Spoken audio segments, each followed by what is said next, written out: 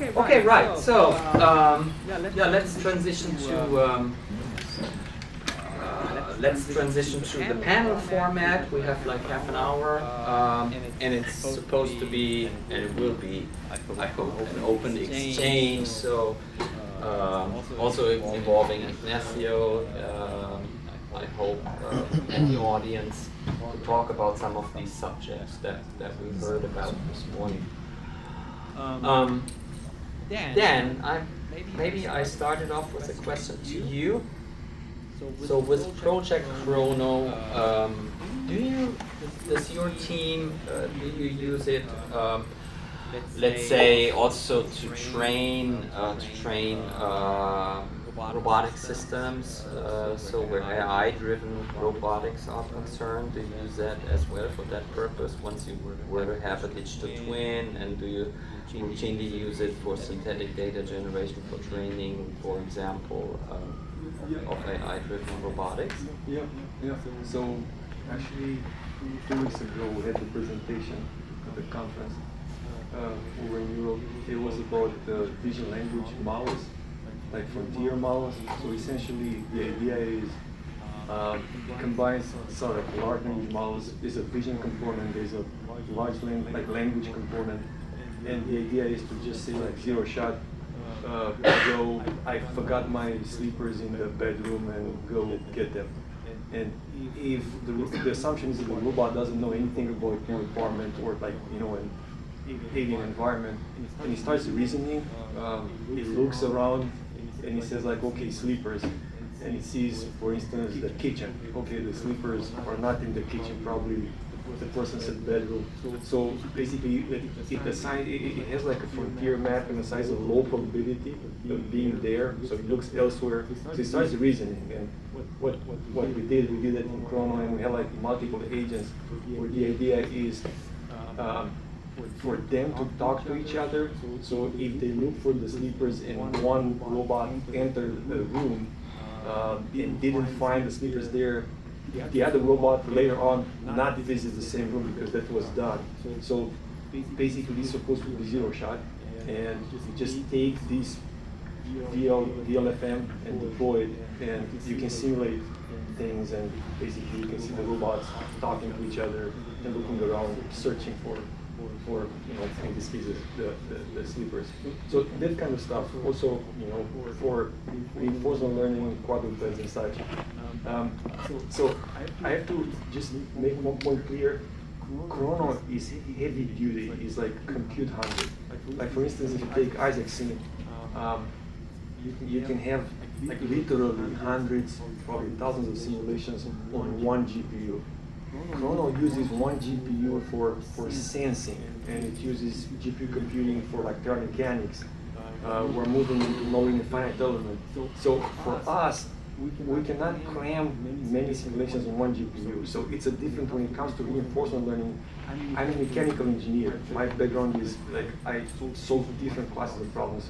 For me, like modeling the electric motor, like I'm interested in like the motor, the driver. So it's just like it's compute hungry. So it's not like GPU computing the entire thing. It's more like high throughput computing where you have like multiple nodes collecting data for reinforcement learning and stuff. So they're like different approaches compared to like Isaac Sim versus what we do in Chrono. So anyway, it was a short question and a long answer. I told you that I like to talk. So that was very insightful, Dan. Yeah, thanks. Because I was wondering, about those applications of your simulation environment. How can people contribute to Chrono? Pull request, open source pull request. So they're like a lot of people who fork the repo and then find bugs, augment the code, and they do it through pull requests. And now it's release 9, probably in like 2 or 3 months we'll have 10.0, and then go from there. And as I said, it's like it's a pretty massive piece of code because it evolved over like time, and it's like an engineering piece of code. As I said, it looks like, for instance, power electronics. The interfaces, I don't know how many of you have heard of SPICE, for instance. Like to model what happens. Like see, like for the longest time in our simulator, we said like, okay, I want to have constant angular velocity for this rover, or I want to have 3.0 Newton meter torque applied to torque. It doesn't exist in reality. Like the hand of God was like the next time step in simulation, it was 3.0 Newton meter. It doesn't happen in reality. There is like circuitry there, there's an inverter, there's like probably you have like a brushless DC motor. That has its own dynamics, and it's super important, like actuators to model that. They're not ideal. And when you ask like, oh wow, it worked in simulation, but I deployed and it didn't work in reality. Well, you know, no surprise, because there are so many things where like opportunities for things to go wrong. So it's a big piece of code, but people chip in and we just move forward. And again, this is like, it's a university, there's a University of Panama and University of Wisconsin-Madison. We don't have deep pockets, and it's just like a relatively small group of people, but we're just steady at it and move at our own pace, and we try to stay in the game, so to speak. Any thoughts on this from the audience? Yeah. Where do you think the trade-off lies between having an accurate enough simulation to where you get the dynamics of your motor controllers versus training your models to be able to adapt to the situations that arise from not having an accurate enough simulation? So I think it depends on what you try to do. For instance, I don't know if you were here when I talked about like mind and body. Like for instance, if you train for like AI, like ballpark accuracy probably is good enough. But if you want to design that wheel that is like flexible, and you really need to understand what happens when it fails, because you need to have traverses that are like go on for like 5 kilometers. You need to have like 20 kilometers per hour for a certain number of hours. You need to be able to have like presumably a really high fidelity model of the wheel to say like, yes, it's good enough, or no, forget about it, let's change the design. So it depends what you want to do, and there's no like the perfect answer would be this. You have a simulator so fast that runs also accurate, that solves all the problems. That doesn't exist. So it depends on what you want to do. In some cases, something that is like fast and less accurate will do the job. In some other cases, you need, like if you introduce an actuation in the interplay between like slip control and like basically how you control the motor drive, you need a different level of fidelity there. The step size, like if you do power electronics, probably is going to be 10 to minus 6 seconds and below. So you cannot use that for AI. So it's just like you take a step back and look at your problem. What game am I in here? What do I try to design? This or that? That's my okay, anyway, I hope that I answered your question. Yeah, I was actually going to ask you something, but you go ahead first. Yeah, sure. I just want to add some comments regarding the previous question. So I feel, so the question has 2 parts, right? So do we want to make the simulation better, or we want to make the algorithm more robust? To me, I feel we need to do both, because you can never have a perfect simulation, a perfect algorithm. So that means, on the one hand, we need to improve the accuracy of the simulation. On the other hand, we need to improve the robustness of the algorithm. So it's like a spiral. We need to basically have both to be improved.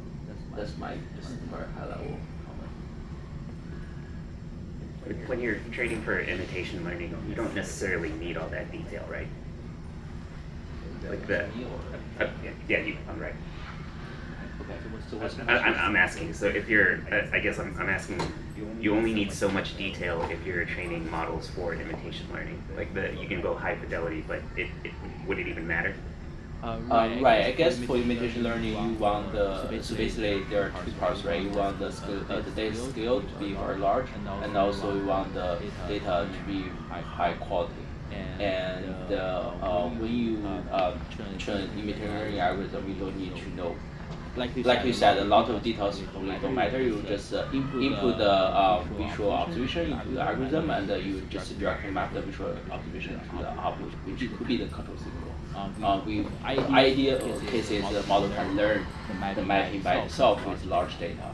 So in that case, probably we not need to know a lot of details of the physical process. But again, it's very data hungry. I don't know if I understand the question. Yeah, I guess I was just trying to gauge. You're saying we need to, high fidelity on both, like the sim plus the models themselves. But then I guess depending on what you're doing, then you don't necessarily need the high fidelity sim. Right. But the data, so when you do imitation learning on real data, the scalability of data is pretty important, and a lot of time it's hard to collect large scale data. For that case, you need probably simulation or other ways to augment your real world data. And if you want to use do some data mutation simulation, now plays a very important role. Okay, so then if I went multimodal with different sensors, then I may not necessarily need the high fidelity camera models. You still need the very good camera model, right? Because you want to simulate very highly precise visual observations. If it's a pure physics-based simulation, but if of course you are doing some neural simulation, such as using conscious lighting or nerve, then probably the physical process or the accurate camera model doesn't really matter because you are modeling the whole physical process as a neural network. Okay, thanks. So yeah. The lady in the How many different types of sensors have you guys modeled with, like LiDAR, using sonar or optical, or all the different things that you guys are trying to model against to see what you'll actually use? Because it's like measure twice, cut once, a lot in space. So I'm wondering what the highest fidelity sensors that you guys have found. So in Chrono, we model camera, and we use ray tracing, like optics. We model LiDAR. We model briefly seeing like a single photon, like LiDAR. GPS, IMU encoders, and we had the failed attempt to model radar, and we don't have that now. But that's where it's at right now. So, do you have any verification or validation or sense of how good these granular material simulators are when you're doing the scooping or the terramechanics? We do. We compare. I don't know if you're familiar with the Slope Lab. Slope Lab. Slope Lab? Yeah. Slope. Okay. Slope. It's like a NASA Glenn lab. They put out data. We're part of the project there. And we have like a bunch of, if you're interested, I can actually share with you a link where I showed here today a model called CRM, if you remember. And there's a paper that we just actually put out like literally this month on how we validated that. So how'd you do it? So we have all, for instance, cone penetration, ball drop. There's like shear tests. There are certain tests that we go through to show that. Standard test methods like in What are they though? What are they? So there's like experimental data. Sure. Experimental data, and we validate the results. But what are they specifically? Do you see what I'm? Yeah, so cone penetration, Okay. ball drop, vehicle moving, single wheel tests for like a vehicle moving up Sure. incline, measuring slip versus slope, that kind of stuff. And what measurements do you take when you're doing these tests? Like the slip slope is a plot, and there's a line, and we try to match in simulation that line. Cone penetration is the depth at which the cone penetrates. Ball drop, you take a ball and drop it from various lengths. The ball is made of like different materials, like wood or Kevlar, and there's like a certain law that tells you how much it should sink in the. So they're very low dimensional measurements, right? So it's not like you're taking a LiDAR scan and comparing that. No, another test that we're about to do now in the lab is, are you familiar with drawbar pool? Sure. Okay, so that's the next test that we are working on right now. Drawbar pool. So I guess the question that always comes up in my mind, when you dig something with an excavator, for instance, there's some chance you're going to get some collapse or cave in. Or, Yeah. and so, how well is that sort of thing captured right now? Yeah, so you don't run a simulation or the simulation. You're going to run thousands of simulations, and you get a statistical distribution, and that tells you something about design A versus design B. You have two scoop designs, like, okay, or like two blades or whatever. So it's not like a simulation. You're going to run through like a design of experiments and come up with a statistical distribution of the load, reaction force, stress, or whatever you care about, and you compare it A against B. And let me say something. It's not like, I'm not trying to oversell this. Like, if you do it in reality, how do you do that? Are you going to run thousands of experiments? It's tough. It's just a tough problem. This is life. You know, I mean, in simulation you do something, in reality it's not like, oh yeah, sure, it's easy in reality. It's tough in reality too. Like let alone if you try to understand like the stress distribution in granular material 20 centimeters below ground level. Okay, how do you do that in reality? It's very hard to put sensors there. And simulation, if you validate it, it's easier, but also you have the question like, oh, is the solid homogeneous? How is it going to collapse? Blah, blah, blah. So it's just like, you know, once you trust the simulator, you run many simulations, and you get a statistical distribution, and you start getting the feeling about what the problem is and how to solve it. That's my, again, I'm a mechanical engineer. I look at things from that lens. Robert. Hi. So are you implying now that we should eventually come away from the classical approach of doing first simulation testing and then hardware-driven testing? I mean, usually we do mill, seal, hill, right? So we start with model in the loop. That's what you're doing, what you're talking about. And at the end of the process, we actually do hardware in the loop tests, real hardware. I'm not advocating that. I mean, like, there should be both done. And obviously, I think whenever it's possible, you should do it. Sometimes you cannot do that, right? If you send to the moon, you have to trust what you see in simulation and hope for the best. That's what I'm saying. Whenever possible. There are situations in which you cannot come up with a hardware in the loop test bed. Yes, especially in the type of applications that we're talking about here. And then I think that the path forward, at least in my mind, that's my opinion. I have many opinions, and a lot of them are wrong. But you know, so I think that what you do, you validate as much as you can in as many scenarios as possible until you start trusting the tool is predictive. And then from there, as I said, you don't run a simulation. You should run thousands of simulations. And that's easy today. Like if you look at Isaac Scene, they have the, I think it's called the Isaac Lab, where you can run hundreds, thousands of simulations. The same, we do the same, except that for us, it's a little more expensive because we cannot do it on one GPU, many. You have to have like multiple nodes in a cluster running simulations, but that's the spirit of it. You do it, and you start getting, statistically speaking, an idea about the response of your system. Let me make, I was going to involve you a little bit more. And because I'm intrigued by your approaches with using the non-robotic data to train robotic AI, let's say, AI for robotics. If we imagine like planetary and lunar surface exploration, I mean, what's your view? Can we consider like an effort to use data from prior missions, like imaging data from the ground, but also interaction data from rovers that have been operated, interaction like motor currents and can we use such data to build like a foundation model, or let's say, can we use that data to train future planetary and lunar exploration robots in a way that you were describing for like terrestrial robotics and autonomous driving? I think the short answer is certainly yes. So the idea is definitely want to use all the past data to learn some prior knowledge from this data and use it for future execution, right? So the short answer is yes, but I think there are several challenges. The first challenge is Because I'm curious to hear from you what the challenge is. yeah. I think the first challenge is with the data scalability. So as you know, like a training foundation model needs a lot of data, needs a lot of high quality data. Because I'm from a computer science background, my impression is this like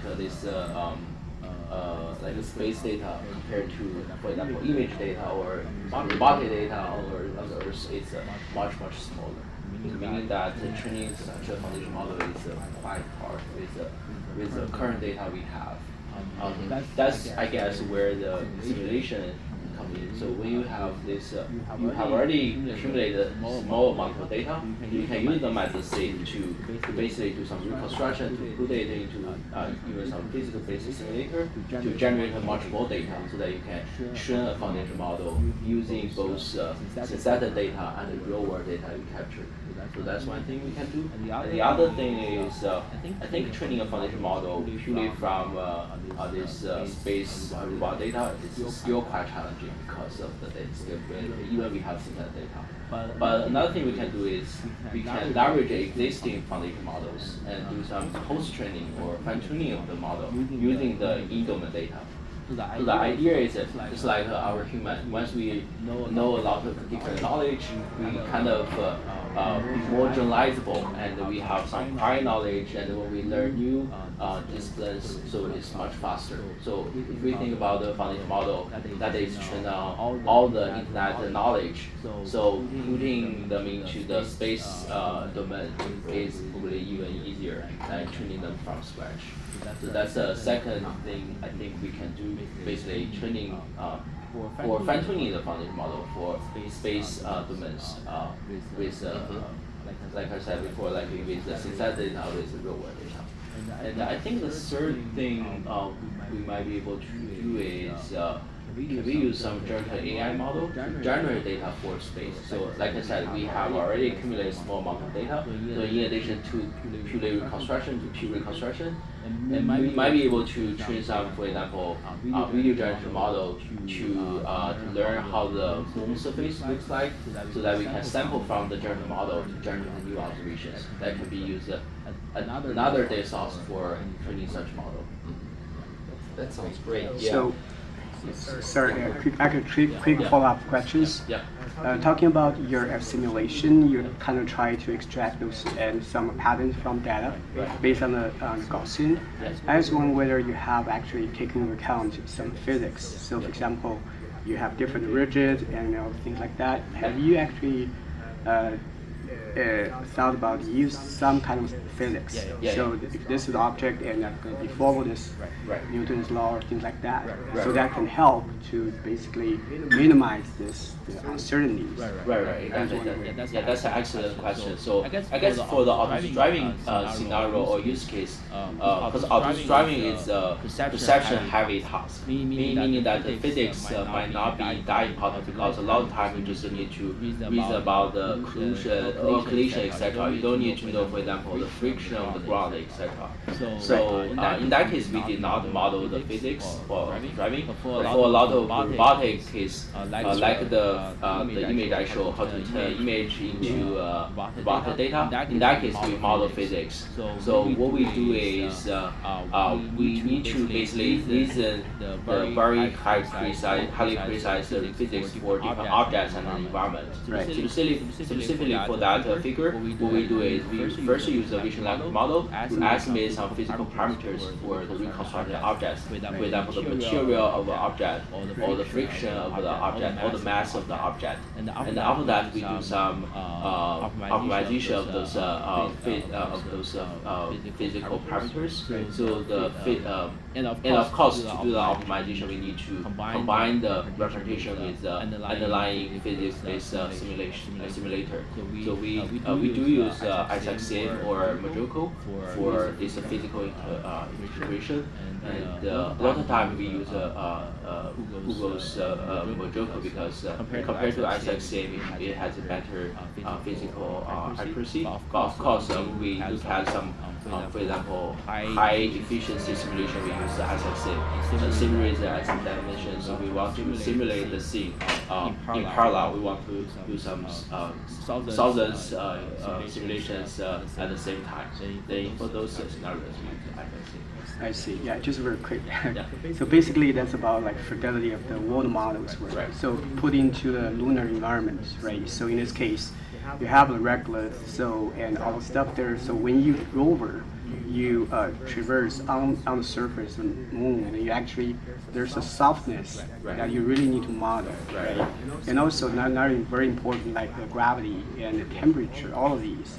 I mean, I'm not saying you can have to your model can solve the problem. I'm trying to kind of get your insight about how you can extend your model, allows people to actually have some hooks, so people can leverage the model you have, and then add what the people need or expertise, so that the whole model eventually can be extended in a very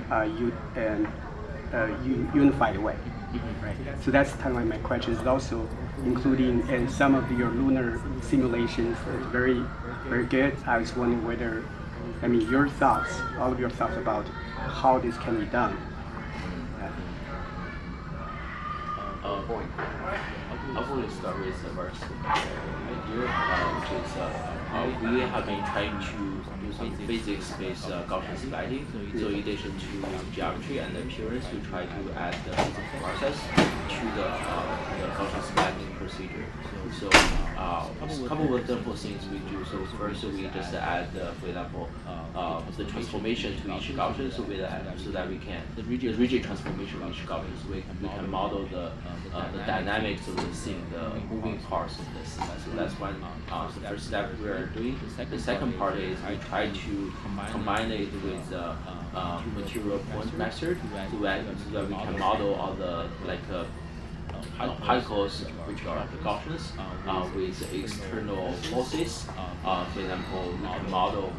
We are trying to learn invisible wind force by observing the scenario, by modeling the reconstruction as a physics-based process. So those are some initial steps we are taking. I guess moving forward, we try to add more differentiable physics into the Gaussian splatting or neural construction pipeline. I see. So a mirrorable extension, basically. Add more parameters to your code. Right.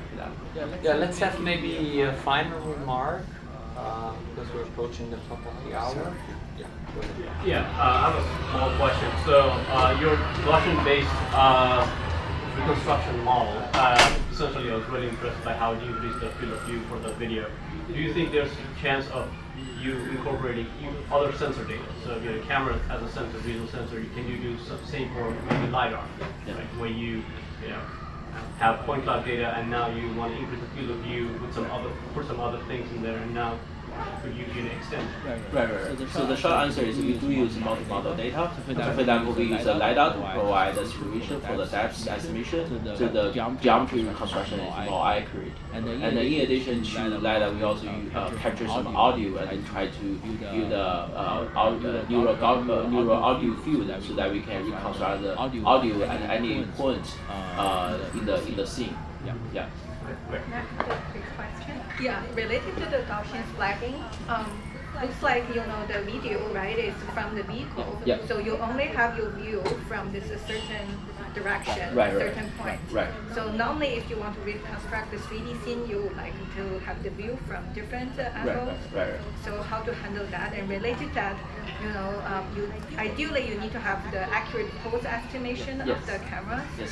But then in your case, you just calculate it, and in that sense, the uncertainty will leak to the 3D Gaussian splat model. Yeah, sure. I will answer the second part. We do have the camera pose, so we have the ego. We basically do slam first and to track the ego situation pose of the car, and the relative pose of the cameras to the car is known beforehand because we do camera calibration. So all the poses are known, and for driving scenarios, they are pretty accurate.